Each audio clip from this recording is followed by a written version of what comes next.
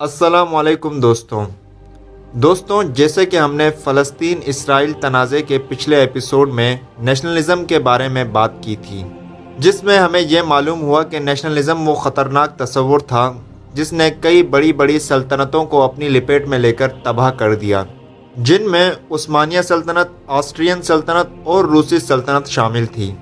حتیٰ کہ نیشنلزم کی اس سوچ نے آج کی جنریشن کو بھی نہیں چھوڑا۔ نیشنلزم کی یہ سوچ آج بھی کئی لوگوں کے دل و دماغ پر حاوی ہے۔ دوستوں، اسی طرح آج کی اس ویڈیو میں ہم آپ کو فلسطین کی جاگیرداری کے بارے میں بتائیں گے کہ کس طرح فلسطین پر یہودیوں نے قبضہ کرنا شروع کیا۔ فلسطین کا علاقہ پسماندہ تھا، جس کی آبادی زیادہ تر دیہی تھی۔ آبادی کا بڑا حصہ وسطی فلسطین کے پہاڑی علاقے پر تھا۔ سمندری علاقے کے قریب یا مشرقی نشیب میں آبادی بہت کم تھی۔ یہاں امن و امان بالکل ہی نہیں تھا اور خانہ بدوش قبائل کے حملوں کا خطرہ رہتا تھا۔ عثمانیوں کو یہاں پر کنٹرول رکھنے میں بہت دشواری تھی۔ یہاں مستقل گورنر تعینات نہیں تھا اور ایک ڈپٹی عسکری دستے سمیت دیہات کے سالانہ دورے پر جاتا تھا۔ عثمانی جھنڈا اور تلوار دکھا کر ٹیکس اکٹھا کیا جاتا تھا۔ بحیرہ روم اور دریائے اردن کے درمیان 1000 دیہات آباد تھے۔ 19ویں صدی کے آغاز میں یورپ میں صنعتی انقلاب کے بعد اس علاقے سے کپاس برآمد کی جانے لگی۔ عثمانی سلطنت آہستہ آہستہ کمزور پڑ رہی تھی۔ یہاں پر 2 جنگجو سردار ابھرے۔ ایک ظہیر العمر تھے جنہوں نے گلیلی علاقے کا کنٹرول لے لیا اور اپنی ریاست بنا لی۔ اس سے شمال میں مصر سے تعلق رکھنے والے آزاد کردہ غلام احمد پاشا الجزار تھے، جنہوں نے لبنان کی بندرگاہ پر قبضہ کر کے اپنی ریاست قائم کی، جو شمالی سیریا تک پھیلی تھی۔ احمد پاشا کے لقب کے معنی قصائی کے ہیں۔ ان کی صفاقی کے قصے آج بھی فلسطین میں مشہور ہیں۔ فلسطینی علاقے کی کپاس بہترین کوالٹی کی تھی۔ فرانسیسی تاجر ان بندرگاہوں پر پہلے اسٹیبلش ہوئے تھے، بعد میں دوسرے یورپی آئے۔ ان کی مانگ یورپی ٹیکسٹائل کی صنعت کے لیے کپاس کی تھی۔ ظہیر العمر کپاس کے بدلے ہتھیاروں کی تجارت کرتے تھے۔ منافع سے انہوں نے عکا کے شہر کی تعمیر نو کی اور حیفا کے شہر کی بنیاد ڈالی۔ عثمانیوں کے لیے اب بہت ہو گیا تھا۔ 1775 میں عثمانیوں نے ظہیر العمر کے خلاف بحری فورس بھیجی اور الجزار سے اتحاد کر لیا۔ ایک وارلارڈ کا دوسرے سے مقابلہ ہوا اور الجزار نے ظہیر کا مسئلہ حل کر دیا۔ عثمانیوں نے الجزار کو گورنر بنا دیا۔ اس علاقے کا انحصار کپاس پر تھا، جس کے برے نتائج اس وقت نکلے جب عالمی کپاس کی منڈی کریش ہو گئی۔ اس کی وجہ امریکی کپاس کی آمد تھی، جس کی امریکہ کے جنوب میں پیداوار ہوتی تھی۔ کپاس کے نرخ 90% گر گئے۔ زمیندار 1852 میں دیوالیہ ہو گئے۔ دراصل یہاں کی قسمت کا انحصار عالمی منڈی میں کپاس کی قیمت کے اتار چڑھاؤ سے رہا ہے۔ مصری گورنر محمد علی نے فلسطین کے علاقے کو عثمانیوں سے 1831 میں چھین کر قبضہ کر لیا۔ محمد علی ایک البانوی بحری قزاق کے بیٹے تھے۔ نپولین کے مصر پر قبضے کے بعد انہوں نے برطانوی اور عثمانی مشترکہ فوج کی قیادت کی تھی اور فرانسیسی فوج کو باہر نکالا تھا اور مصر کو اپنے کنٹرول میں کر لیا تھا۔ محمد نے اپنے بیٹے ابراہیم پاشا کو شام کے علاقے پر قبضہ کرنے کو بھیجا تھا۔ محمد علی کے مصر میں کی گئی اصلاحات کی طرح ان کے بیٹے ابراہیم پاشا نے بھی فلسطین میں جدید ریاست کے کئی ادارے متعارف کروائے۔ انہوں نے زمینداروں کو غیر مسلح کر کے آرمی کا ادارہ بنا لیا اور براہ راست ٹیکس کا نظام بنایا اور مڈل مین کو اس میں سے نکال دیا۔ مشاورتی کونسلز بنائے، سڑکوں اور نہروں کی تعمیر ہوئی تاکہ فصل منڈی تک پہنچ سکے۔ مقامی آبادی میں یہ اصلاحات غیر مقبول رہیں، لیکن وقت کا پہیہ پیچھے کو نہیں جاتا۔ مصری قبضہ 10 سال رہا۔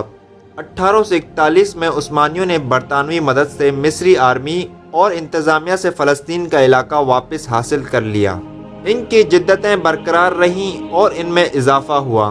مصری فوج کے انخلاء کے بعد طاقتور مقامی لیڈروں میں آپس میں جھگڑے پھوٹ پڑے، خاص طور پر یروشلم کے علاقے میں۔ یروشلم کو براہ راست عثمانی کنٹرول میں لے لیا گیا۔ عثمانیوں نے دیہی علاقوں میں اپنا کنٹرول قائم کیا۔ टैक्स इकट्ठा करने में और मकामी बाअसर लोगों की अस्करी ताकत तोड़ने में सख्ती से काम लिया। पहले पहाड़ी और फिर मैदानी इलाकों पर कंट्रोल कायम किया गया। फौजी गैरिजन बने, नई रेलवे पटरी बिछी, यहाँ के खाना बदोश बदूश सेटल किए गए। जजरेल की वादी में गंदम, बाजरा, जौ, सरसों, तंबाकू और कास्टर के तेल की पैदावार होने लगी। इस इलाके में अमन के क़याम के बाद यूरोपीय महाजरीन की आमद हुई। जर्मन टेम्पलर्स ने 1860 में गलीली के इलाके में अपनी कॉलोनी कायम की। उस्मानी सल्तनत में ज़मीन सरकार यानी सुल्तान की मिल्कियत थी। इसको मिरी कहा जाता था। किसान के पास इस पर गैर मशरूत हकूक़ नहीं थे। इस पर काश्त की जा सकती थी और रहा जा सकता था, लेकिन इसे बेचा नहीं जा सकता था और ना ही विरासत में मुंतकिल हो सकती थी। एक गांव में 4 से 5 कबाइल हुआ करते थे। सरबराह एक शेख होता था जिसका काम झगड़े निपटाना और इंतज़ाम चलाना था। हर कबीले को ज़मीन दे दी जाती थी और कबीला इसे ख़ानदानों में बांट देता था। हर 2 साल बाद इस तकसीम को तब्दील किया जाता था। चरागाहें, पानी और जंगल मुश्तरका थे।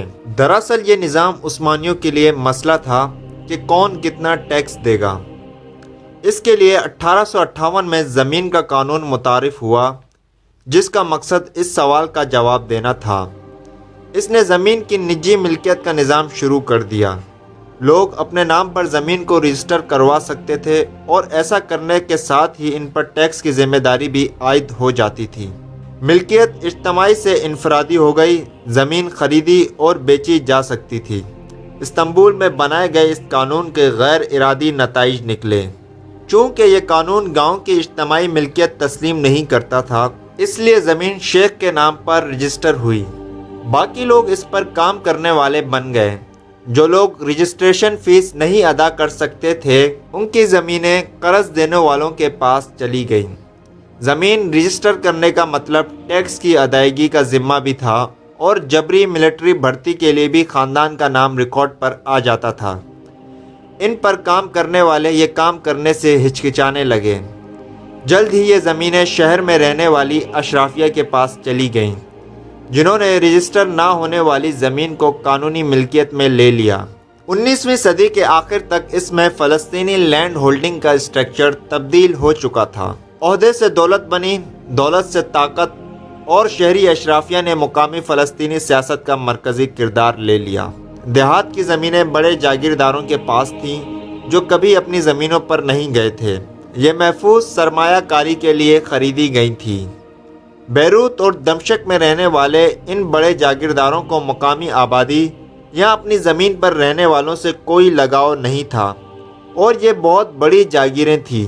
जब यहूदी कौमी फ़ंड के नुमाइंदे ज़मीन का सौदा करने आए तो इन जागीरदारों ने इन्हें ज़मीन बेचने में कोई झिझक महसूस नहीं की, क्योंकि दरअसल ये ज़मीनें इन्होंने अच्छे मुनाफे के लिए ही तो ख़रीदी थी।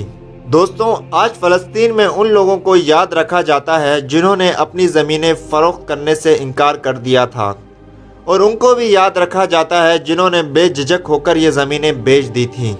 इसमें इन दोनों लोगों का हाथ शामिल है जिन्होंने अपनी ज़मीनें बेची और जिन्होंने उन्हें खुशामद किया। अगर आपको हमारी ये वीडियो पसंद आई तो लाइक और सब्सक्राइब करें और फ़लस्तीन इसराइल तनाज़े के अगले एपिसोड का इंतज़ार करें।